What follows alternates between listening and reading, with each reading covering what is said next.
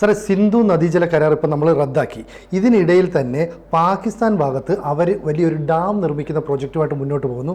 പട്ടാളക്കാരാണ് ഇതിന് പിന്നിൽ പ്രവർത്തിച്ചത്. പക്ഷേ ഇന്ത്യ കനത്ത തിരിച്ചടി നടത്തിയതോടുകൂടി ഈ പ്രോജക്റ്റ് ഇനി മുന്നോട്ട് പോകുമോ? അത് അവസാനിപ്പിച്ചു എന്ന് പറഞ്ഞ് കഴിഞ്ഞ ദിവസം പ്രഖ്യാപിച്ചു പാകിസ്ഥാനിൽ. അതായത് സിന്ധു നദിയിൽ 6128 കോടി രൂപ മുടക്കിയിട്ട് 6 കനാലുകൾ പണിയുന്ന ഒരു പദ്ധതിയാണ് ആവിഷ്കരിച്ചിരുന്നത്. വലിയ പദ്ധതിയാണ്. അപ്പോൾ അത് ഈ പാകിസ്ഥാൻ പട്ടാളത്തിന് അഗ്രി ബിസിനസ് നടത്താൻ വേണ്ടിയിട്ട് ആയിരുന്നു ഈ കനാലുകൾ. ആ വെള്ളം ഉപയോഗിച്ചിട്ട്, സിന്ധു നദിയിലെ വെള്ളം ഉപയോഗിച്ചിട്ട്. പക്ഷേ അത് സിന്ധ് പ്രവിശ്യയെ ബാധിക്കും എന്ന് പറഞ്ഞിട്ട് സിന്ധ് ഭരണകൂടം സിന്ധിലെ ജനങ്ങൾ, ഇപ്പോൾ ഖൈബർ പഖ്തൂൺവ ബലൂചിസ്ഥാനൊക്കെ ഉള്ളതുപോലെ അതുപോലെ ഒരു പ്രതിഷേധ പ്രവിശ്യയായി സിന്ധ് മാറുന്നുണ്ടായിരുന്നു. അവിടെ റോഡ് ബ്ലോക്കുകൾ, അങ്ങനെ ഉപരോധങ്ങൾ ഒക്കെ നടന്നു വരികയായിരുന്നു. അപ്പോൾ ഇപ്പോൾ നമ്മൾ കരാറ് റദ്ദാക്കിയതോടുകൂടി ഈ പദ്ധതി വേണ്ടെന്ന് വെച്ചതായിട്ട് പാകിസ്ഥാൻ കഴിഞ്ഞ ദിവസം പ്രഖ്യാപിച്ചിട്ടുണ്ട്. ഈ 6 കനാലുകൾ അതായത് പഞ്ചാബിൽ, സിന്ധിൽ, ബലൂചിസ്ഥാനിൽ 2 വീതം കനാലുകൾ നിർമ്മിക്കാനായിരുന്നു ഉദ്ദേശിച്ചിരുന്നത്. 6 കനാലുകൾ, പഞ്ചാബ്, സിന്ധ്, ബലൂചിസ്ഥാൻ 2 വീതം. മരുഭൂമി നനച്ച് അഗ്രി ബിസിനസ്, കാർഷിക ബിസിനസ്സിന് പര്യാപ്തമാക്കി എടുക്കുക എന്നുള്ളതാണ് പട്ടാളം ഉദ്ദേശിച്ചിരുന്നത്. അപ്പോൾ ഈ 6 കനാലുകളിൽ 5 സിന്ധു നദിയിൽ, 1 സത്ലജിലും ആയിരുന്നു, സത്ലജ് നദിയിലും ആയിരുന്നു ഉദ്ദേശിച്ചിരുന്നത് 6 കനാലുകൾ. സത്ലജ് ഇന്ത്യയുടെ നിയന്ത്രണത്തിലുള്ള നദിയാണ്. അതിൽ നിന്നുള്ള വെള്ളം അങ്ങോട്ട് ഒഴുകുന്നുണ്ട് എന്നേ ഉള്ളൂ. ഗ്രീൻ പാകിസ്ഥാൻ എന്ന് പറഞ്ഞ വൻകിട പദ്ധതിയുടെ ഭാഗമായിട്ടാണ് ഇത് ഉദ്ദേശിച്ചിരുന്നത്. ഇതിൻ്റെ നടത്തിപ്പുകാർ പാക് പട്ടാള മേധാവി അസിം മുനീറും പിന്നെ പഞ്ചാബിൻ്റെ മുഖ്യമന്ത്രി ഉണ്ടല്ലോ മറിയം നവാസ്, മറ്റേ നവാസ് ഷെറീഫിൻ്റെ മകള് അല്ലേ, മറിയം നവാസ്. അപ്പോൾ അവർ രണ്ടുപേരും കൂടി ആലോചിച്ച് നടപ്പാക്കാൻ ഉദ്ദേശിച്ചിരുന്ന പരിപാടിയാണ്. ഫെബ്രുവരിയിൽ ഇതിൻ്റെ പണിയൊക്കെ തുടങ്ങിയതാണ്. ഈ കഴിഞ്ഞ ഫെബ്രുവരിയിൽ തെക്കൻ പഞ്ചാബിലാണ് ഈ ചോലിസ്ഥാൻ എന്ന് പറയുന്ന മരുഭൂമി. അവിടെ നനച്ച് വൃത്തിയാക്കി ബിസിനസ് നടത്തുക എന്നുള്ളതാണ് ഉദ്ദേശിച്ചിരുന്നത്. 6128 കോടി എന്നൊക്കെ പറയുമ്പോൾ അവിടുത്തെ പട്ടാള ഓഫീസർമാരുടെ രീതി അനുസരിച്ചിട്ട് അതിൽ നിന്ന് കുറേ അടിച്ചു മാറ്റുക എന്നുള്ളതാണ് ഉദ്ദേശിക്കുന്നത്. ഇപ്പം തന്നെ അസിം മുനീർ ഉൾപ്പെടെയുള്ളവരുടെയൊക്കെ കുടുംബം പാകിസ്ഥാൻ വിട്ടതൊക്കെ ആയിട്ട് റിപ്പോർട്ടുകളുണ്ടല്ലോ. യുദ്ധം വരികയാണെങ്കിൽ അവർ നന്നായിട്ട് ജീവിക്കണം.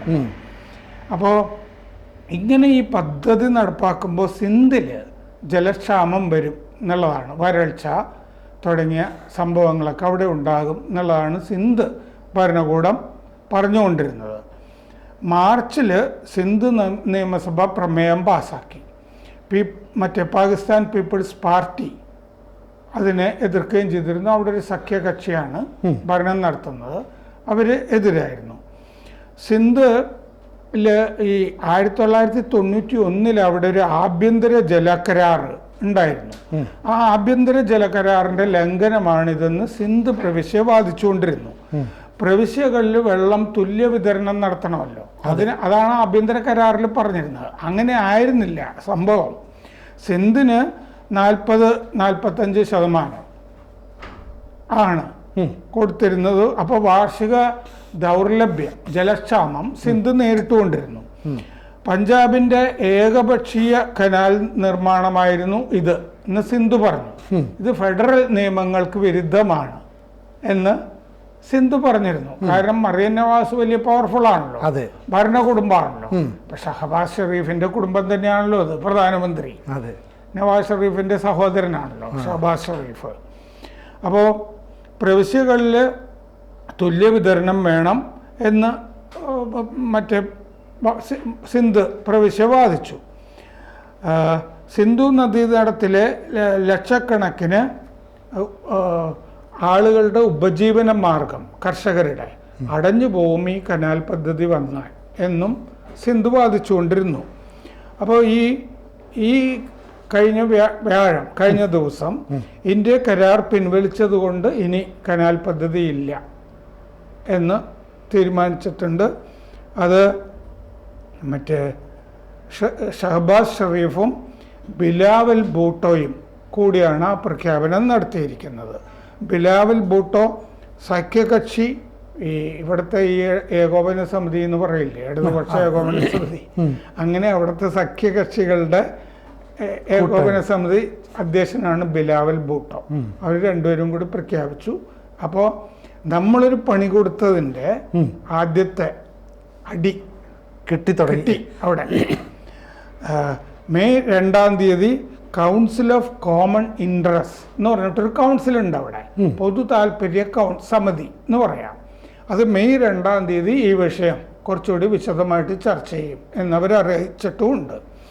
പക്ഷേ ഇങ്ങനെ ചർച്ച ചെയ്യും എന്ന് പറയുന്നത് തട്ടിപ്പാണ് എന്ന് പ്രതിപക്ഷം പറഞ്ഞിട്ടുണ്ട്. വിശ്വസിക്കാൻ കൊള്ളില്ല ഇതുങ്ങളെ, തട്ടിപ്പാണെന്ന് പറഞ്ഞിട്ടുണ്ട്. സത്ലജിൽ നിന്ന് വർഷകാലത്തെ അധിക വെള്ളമേ ഉപയോഗിക്കുള്ളൂ എന്ന് ഈ മുനീർ പക്ഷം, ബിലാവൽ ഭൂട്ടോ മുനീർ പക്ഷം പറയുന്നുണ്ട്.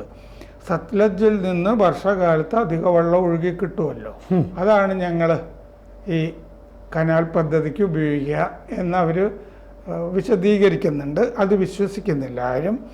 1991 കരാർ പ്രകാരം 23% വെള്ളം കുറവാണ് കിട്ടുന്നതെന്നാണ് സിന്ധ് പറയുന്നത്. അവിടുത്തെ ആഭ്യന്തര കരാറിൻ്റെ കാര്യമാണ് ഞാൻ പറയുന്നത്. സിന്ധു നദീതട കരാർ 1960 ജവഹർലാൽ നെഹ്റുവും അയൂബ് ഖാനും കൂടി ഒപ്പിട്ടത്.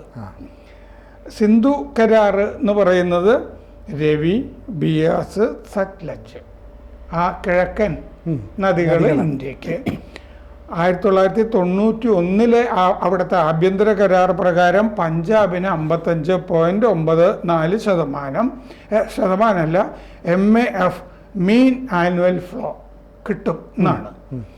ഖൈബറിന് 5.8, ബലൂചിസ്ഥാന് 3.87. ബലൂചിസ്ഥാനൊക്കെ വളരെ കുറവാണ്, എപ്പോഴും അവഗണന നേടുന്ന ഒരു പ്രവിശ്യയാണ്. ഖൈബറിന് പങ്ക് മുഴുവൻ ഉപയോഗിക്കാനായിട്ടുള്ള സൗകര്യവും ഇല്ല. അതിന് ഇത്ര പങ്ക് എന്ന് കരാറിൽ പറഞ്ഞിട്ടുണ്ടെങ്കിലും അത് ഉപയോഗിക്കാനുള്ള കനാലുകളും കാര്യങ്ങളൊന്നും ഇല്ല അവിടെ. പഞ്ചാബിന് വളരെ കൂടുതലാണെന്ന് സിന്ധു പറയുന്നുണ്ട്. സിന്ധിലെ പാടങ്ങളൊക്കെ വറ്റിവരളുകയാണ്. സിന്ധു നദീതടത്തിലേക്ക് ഉപ്പ് എക്കൽ അടിഞ്ഞുകൂടുകയാണ് എന്നും പറയുന്നുണ്ട്. വിഭജനത്തിന് മുമ്പ്, ഇന്ത്യ വിഭജനം ഉണ്ടല്ലോ പാകിസ്ഥാനുമായിട്ട് വിഭജിക്കുന്നത്, അതിന് മുമ്പ് തന്നെ സിന്ധു നദീതട തർക്കം ഉണ്ടവിടെ ജലവുമായി ബന്ധപ്പെട്ടിട്ട്. പഞ്ചാബ്, സിന്ധ്, ബഹവൽപൂർ, ബിക്കാനീർ തുടങ്ങിയ ഈ സ്ഥലങ്ങളൊക്കെ അതുമായി ബന്ധപ്പെട്ട് തർക്കങ്ങളുണ്ട്. ഇന്ത്യക്ക് സത്ലജ്, രവി, ബിയാസ് നദികളാണല്ലോ. പാകിസ്ഥാന് സിന്ധു, ജലം, ചിനാബ്, അങ്ങനെയായിരുന്നു കരാർ. അതാണ് നമ്മൾ റദ്ദാക്കിയിരിക്കുന്നത്. ഇപ്പോൾ ഇനി നമുക്ക് നമ്മുടെ സൗകര്യം പോലെ അണക്കെട്ടുകൾ, സംഭരണികളൊക്കെ പണിയാം. അതൊക്കെ നമ്മൾ ചെയ്യുന്നത് വരെ വെള്ളം അങ്ങോട്ട് ഒഴുകും. തൽക്കാലം കുഴപ്പമൊന്നുമില്ല. പക്ഷേ ഒരു യുദ്ധമൊക്കെ വരികയാണെങ്കിൽ താൽക്കാലിക ബരാജുകൾ കെട്ടിയിട്ട് നമുക്ക് ഒഴുക്ക് തടയാം, പട്ടിണിക്കിടാൻ പറ്റും താൽക്കാലികമായിട്ട്. പുതിയ ഒരു കനാല് സത്ലജിലെ അധിക വെള്ളം കൊണ്ടാണെന്നാണ് ഈ മുനീർ പക്ഷം വാദിച്ചുകൊണ്ടിരുന്നത്. 2021 ഐക്യരാഷ്ട്രസഭയുടെ ഫുഡ് ആൻഡ് അഗ്രികൾച്ചറൽ ഓർഗനൈസേഷൻ, ഭക്ഷ്യ കാർഷിക സംഘടന പറഞ്ഞിരിക്കുന്നത് പാകിസ്ഥാൻ പുഴവെള്ളത്തിൻ്റെ 10% ഉപയോഗിക്കുന്നുള്ളൂ എന്ന് പറഞ്ഞിട്ടുണ്ട്. ആഗോളതലത്തിൽ ഓരോ രാജ്യങ്ങളും അവരുടെ പുഴവെള്ളത്തിൻ്റെ 40% ഉപയോഗപ്പെടുത്തുന്നുണ്ട്. പാകിസ്ഥാൻ ഈ കാര്യത്തിൽ വളരെ പുറകോട്ടാണ് എന്ന് ഐക്യരാഷ്ട്ര ഭക്ഷ്യ സംഘടന പറഞ്ഞിരുന്നതാണ്. അപ്പോൾ ഇതാണ് ഈ ബലൂചിസ്ഥാൻ പോസ്റ്റ് ഈ സംഭവങ്ങളൊക്കെ നന്നായിട്ട് റിപ്പോർട്ട് ചെയ്യുന്നുണ്ടായിരുന്നു. അപ്പോൾ ഈ നമ്മൾ നദീജല കരാർ റദ്ദാക്കുന്നതിന് മുമ്പ് 3 ദിവസം തുടർച്ചയായിട്ട് ഖൈർപൂരിൽ ജനം ധർണ നടത്തുന്നുണ്ടായിരുന്നു. ട്രാഫിക് ജാം ഉണ്ടായിരുന്നു. പഞ്ചാബിനും സിന്ധിനും ഇടയിൽ റെയിൽ ട്രാക്കുകളൊക്കെ ഉപരോധിച്ചിരുന്നു അവിടെ. അപ്പോൾ അങ്ങനെ ഈ 6128 പദ്ധതി മരുഭൂമി ചോലിസ്ഥാൻ മരുഭൂമി പച്ചയാക്കിയെടുക്കാനുള്ള പരിപാടി കെട്ടിപ്പൂട്ടിയിരിക്കുകയാണ്. അങ്ങനെ ഇനി മരുഭൂമി കൃഷിസ്ഥലമാക്കാൻ പാകിസ്ഥാന് പട്ടാളത്തിനോ കഴിയുകയില്ല. ഇതാണ് വന്നിരിക്കുന്നത്. അപ്പോൾ നമ്മൾ ആദ്യത്തെ അടി തന്നെ പാകിസ്ഥാൻ്റെ ഉച്ചിയിൽ കൊണ്ടുവന്ന് നമുക്ക് മനസ്സിലാക്കാം അല്ലേ? പിന്നെ ഗംഭീരമായിരുന്നു. കാരണം നമ്മൾ അവിടുത്തെ ജനങ്ങളെ ഉദ്ദേശിച്ചിട്ടാണ് മുമ്പ് യുദ്ധങ്ങൾ നടന്നപ്പോഴൊക്കെ ഇത് ചെയ്യാതിരുന്നത്. ഇത് ശരിക്കും ഇത് യുദ്ധം തന്നെയാണ് എന്ന് അവിടുത്തെ വിദേശകാര്യമന്ത്രിയും പ്രതിരോധ മന്ത്രിയും ഒക്കെ പ്രഖ്യാപിച്ചത്. പതുക്കെ ഇന്നലെ അവിടുത്തെ പ്രധാനമന്ത്രിയും സംസാരിച്ച് തുടങ്ങിയിട്ടുണ്ട്. കൂടുതൽ വാർത്തകളും വിശേഷങ്ങളും നിങ്ങളിലേക്ക് എത്താൻ ABC മലയാളം സബ്സ്ക്രൈബ് ചെയ്യുക, ബെൽ ബട്ടണും അമർത്തുക.